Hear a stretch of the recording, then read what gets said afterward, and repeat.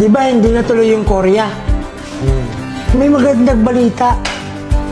August, magsi-Singapore kami. Inuwasa, may liga sa Singapore na parang 1 week lang. Team Philippines.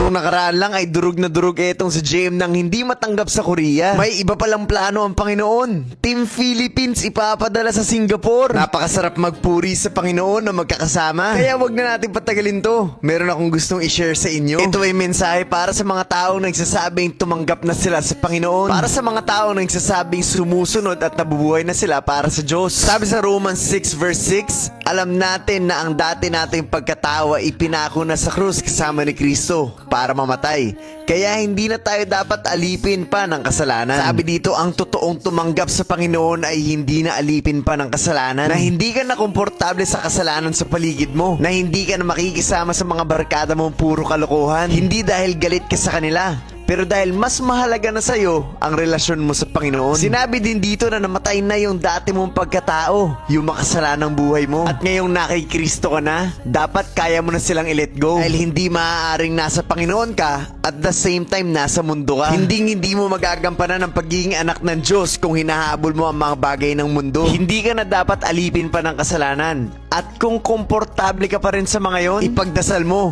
para maging totoo ang pagtanggap mo kay Kristo. At sana po ay malinaw at naintindihan mo po talaga ang mensahe ng video na to. Guys, ang dami nagtatanong saan daw nila mabibili itong My Father Told Me na bago nating jersey sa mga games natin. I-release natin to on April 22, kaya wag ka magpapahuli. Dahil very limited time lang natin ilalabas to. And again, April 22, magla-live tayo and magkita-kita tayo. Nakaraan ay nag-tryout itong si JM para sa team na bubuuin na ipapadala sa Korea. Kaso lang hindi siya pinalad at ramdam ko yung bigat sa mga mata niya. Na para bang nabigo siya at nawala ng pag-asa. Pero alam ko naman na binigay niya ang best niya. At makalipas lang ang ilang araw ay eto na naman si Uncle Joey. Meron na namang ibabalita.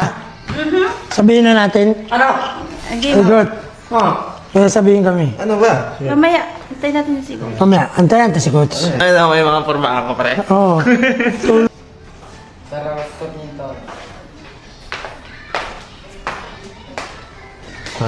Suotin niyo po. Nawirdohan ako ng mga oras na to. Wala naman kasi akong alam tapos inabutan ako ng mic. Iniisip ko baka i-prank ako ng mga to. Pare, di ba hindi natuloy yung Korea? May magandang balita. August, magsi-Singapore kami. Ay, hindi lang yan, pare. Hindi lang si JM ang magsi-Singapore. Sino? Buong pamilya kasama. Hindi.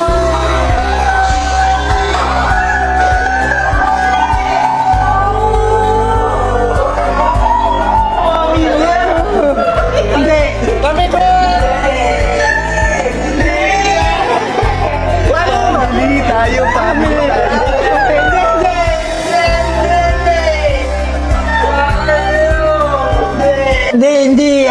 Hindi, family nga tayo, pero hindi kayo kasama.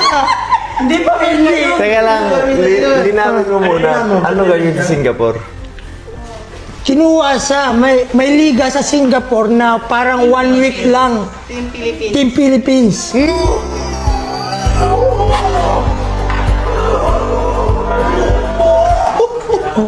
Hindi nga. Kasama sa coach. Team Philippines? Team Philippines. Teka. Singapore. Team Philippines, hindi MBBL to, hindi ano. Hindi. Representative sila. Singapore, hindi Korea. Kasi coach, mahirap sa Korea. Ha? Kasi Hindi kasi maghiwalay kami. yung in-upload ko kanina masyado mabagsik. Oh, Pag pinadala to, pang North yung laruan nito. Hindi ako eh, Joe. totoo. Team Philippines. Team Philippines. Hindi, Team Philippines yung pamangkin mo.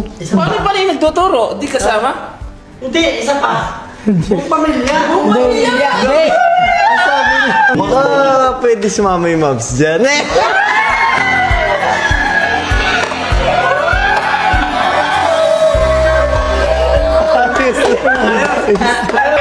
Singapore.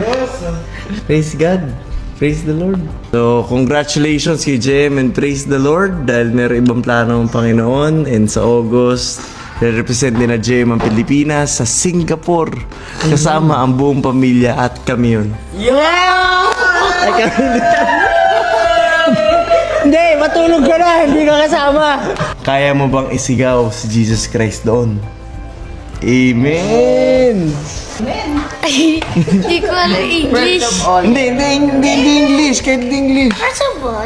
Una sa lahat po, papasalamat ako ng Lord kasi nakapunta po ako sa international. Yo! Okay na. Praise God. Praise the Lord. Pino, mag-ensign na rin tayo. Mag-international ka rin. Yun.